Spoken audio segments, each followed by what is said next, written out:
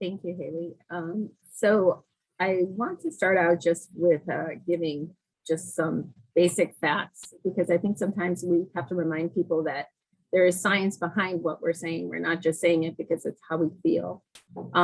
Public health researchers, this is according to Harvard, Yale and Harvard studies, public health researchers are beginning to conclude that there is no safe level of air pollution.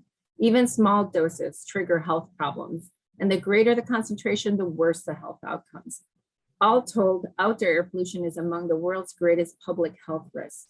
In the US, air pollution kills around 100,000 people per year, which is more deaths than traffic accidents and homicides combined. Health effects from the fine particulate matter stemming from fossil fuel combustion include aggravated asthma, respiratory infections, lung cancer, heart disease, stroke, cognitive impairment, and premature death. The World Health Organization has classified small particulates as a group 1 carcinogen, which means there is sufficient evidence to conclude that it cause cancer in humans.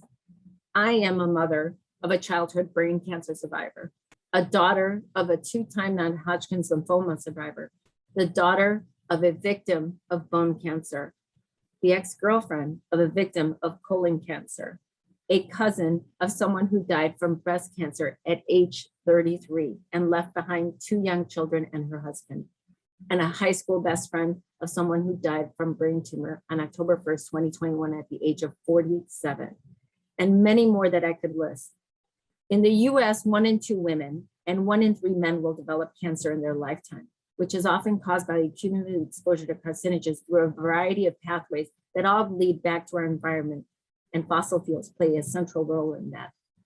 Furthermore, a recent study found that non-Hispanic whites breathe in around 17% less air pollution than they cause by their own consumption, while Black and Hispanic people inhale more than 50% more pollution than is generated by their own actions.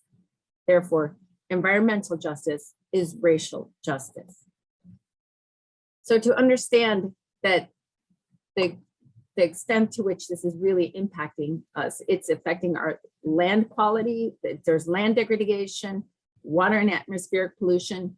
Even as someone who serves on the water board, while it doesn't impact my local district directly, it does impact areas where there are frequent wildfires. We know that these wildfires are polluting water.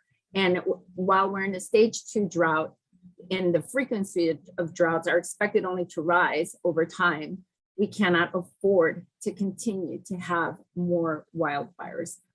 According to drought.gov, January through March 2022 is the driest on record for these 3 months for much of California and Nevada. The dry end of the wet season leaves California and parts of Nevada in a 3rd year of drought, with drought conditions worse in California than a year ago, according to the US Drought Monitor.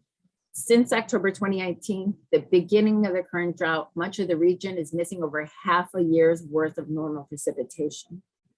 This should be really alarming to us because we depend on all of these things for our own existence. Labor, and the situation is so grave at this juncture that even labor and environmental groups have come to work together, are beginning to work in hand, because we understand that we cannot afford to delay anymore. Even recently, as many of you probably heard, the election in Colombia, a pro-environmental candidate and vice president won, and they are willing to give up the export of crude oil, which makes up 50% of their country's total export.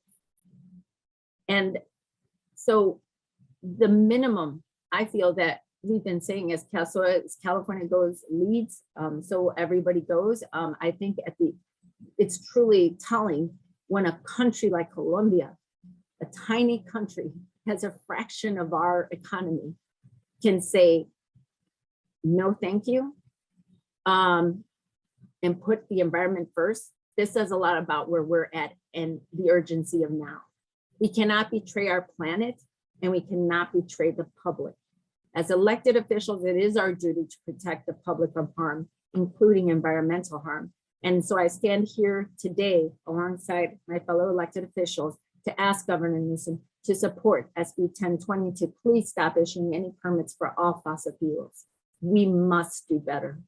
Thank you.